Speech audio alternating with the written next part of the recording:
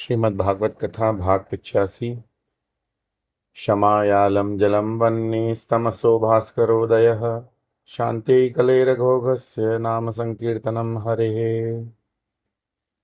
द्वितीय स्कंद अध्याय 9।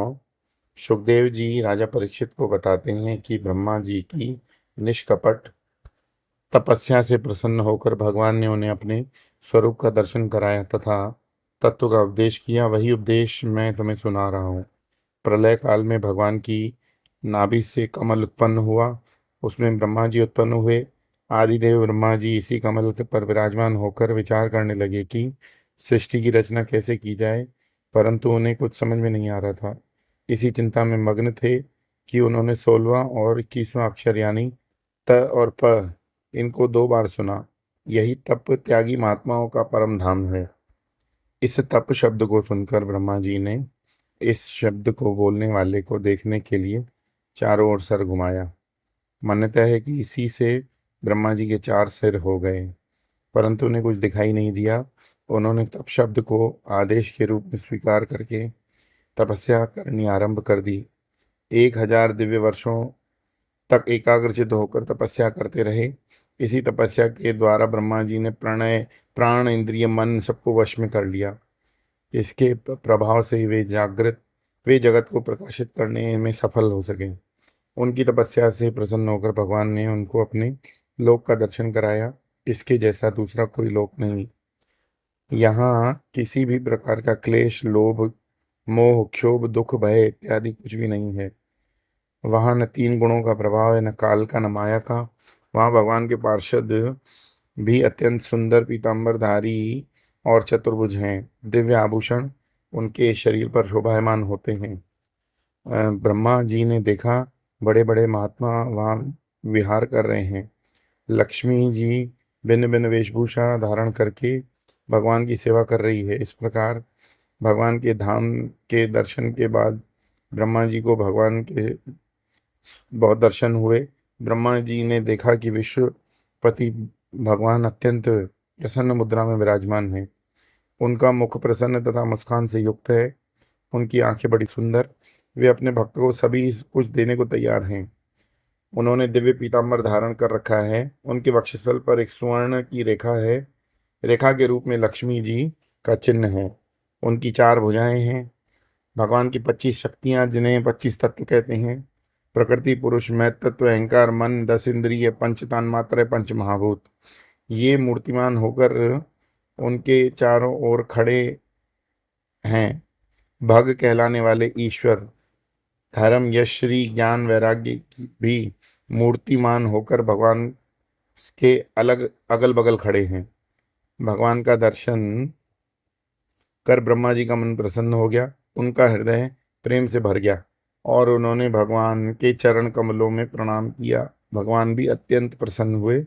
उन्होंने अपनी शरण में आए हुए प्रिय ब्रह्मा जी को संसार की रचना में समर्थ देखकर उनसे हाथ मिलाया और मुस्कुराते हुए बोले: तम प्रीयमाणम समुपस्थितम तदा प्रवासी सर्गे निज शासनारणम बभाष ईर्ष्योशोचिता गिरा प्रिय प्रियम प्रीतमना करे स्पृशन। ने कहा, हे ब्रह्मा जी, तुम्हारे हृदय में तो सभी देवताओं का ज्ञान विद्यमान है। तुमने सृष्टि की रचना के लिए अनेक सालों तक निष्कपट भाव से तपस्या भी की है। इसके कारण मैं बहुत संतुष्ट हूँ।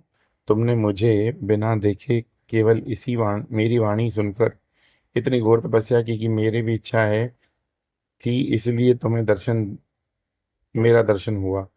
जब तुम सृष्टि की रचना करने में असमर्थ थे, तभी मैंने तुम्हें तप करने की आज्ञा प्रदान की, क्योंकि तपस्या ही मेरी असीम शक्ति है। तपस्या ही मेरा हृदय है और मैं तपस्या की आत्मा हूँ।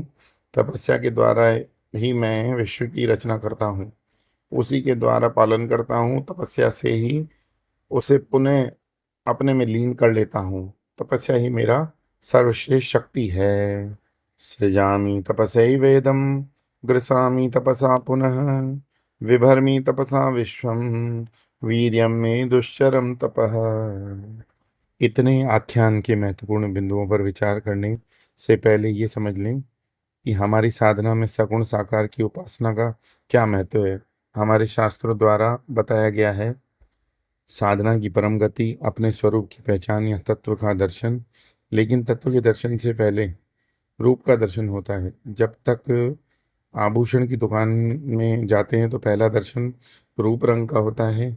हम चूड़ी, हार, कुंडल इत्यादि देखते हैं, रूप के बाद ही हमारी दृष्टि बजाती है।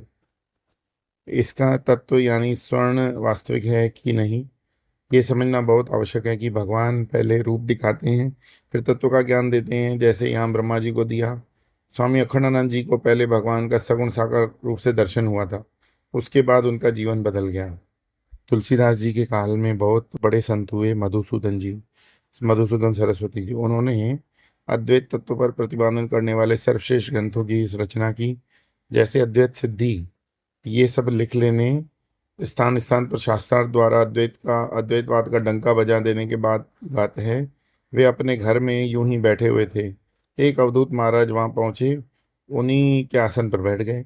उन्होंने समझ लिया कि ये कोई दिव्य पुरुष ही आए हैं, विनीत भाव से खड़े हो गए। अवधूत महाराज ने पूछा, ये बता कि जब तत्व की चर्चा में तुम्हें कोई हरा देता तब दुख होता है क्या?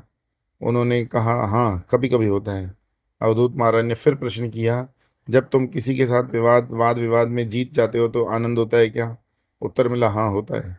अवधूत बोले, तो अभी तुम बहुत कच्चे हो, अभी कुछ हुआ नहीं, तुम बहुत धक्के खाने हैं। इसके बाद उन्होंने मधुसूदन सरस्वती जी को भगवान कृष्ण के दर्शन के लिए मंत्र जाप बताया। श्री मधुसूदन ने भगवान के मंत्र के अनेक अनुष्ठान किए, भगवान ने उनके दर्शन दिए। इसके बाद उन्होंने भक्ति रसायन ग्रंथ की रचना की, जो भक्ति शास्त्र का सर्वश्रेष्ठ ग्रंथ माना जाता है। ये घटना प्रमाण है कि वेदांत का अध्ययन कर मैं देह नहीं, मैं मन नहीं, मैं बुद्धि नहीं इत्यादि बड़ी बड़ी बातें हाँकने से कुछ नहीं होता। जब तक भगवान के प्रति शुद्ध प्रेम न हो, जब तक ऐसी भक्ति न जागृत हो जाए कि मुझे भगवान ही चाहिए, भगवान के सिवा और कुछ नहीं चाहिए, तब तक साधना में सफलता नहीं मिलती। भक्ति के प्रभाव और भगवान की कृपा से ही उनके दर्शन मिलते हैं। यहाँ भगवान ब्रह्मा जी से यही कहते हैं कि तुमने तपस्या की और मेरी भी इच्छा थी कि तुम्हें मेरे दर्शन हुए। यह दर्शन बिल्कुल प्रत्यक्ष रूप से इस प्रकार होता है जैसे हम एक दूसरे को देखते हैं। इसके बाद ऐसा नहीं होता कि भगवान खड़े ही हो रहे हैं या बैठ ही रहे हमारे सामने। वे तो चले जाएंगे, लेकिन इसके कारण हमारे हृदय में जो थोड़ी बहुत अपवित्रता, अहंता, ममता इत्यादि है, वो सब निकल जाएगी। अंतःकरण इतना सूक्ष्म हो जाएगा कि परमात्मा का आत्मस्वरूप से ज्ञान संभव होगा। इसलिए निर्गुण निराकार तत्व के साधन के लिए भी सगुण साकार की उपासना अत्यंत आवश्यक है। यहाँ हम देखते हैं कि ब्रह्मा जी की उपासना और तत्व के ज्ञान के चार चरण हैं। निष्कपट तपस्या, भगवान के धाम का दर्शन, भगवान के रूप का दर्शन और तत्व का ज्ञान। बोलिए श्री कृष्णचंद्र भगवान की जय। श्रीमद् भागवत महापुराण की जय।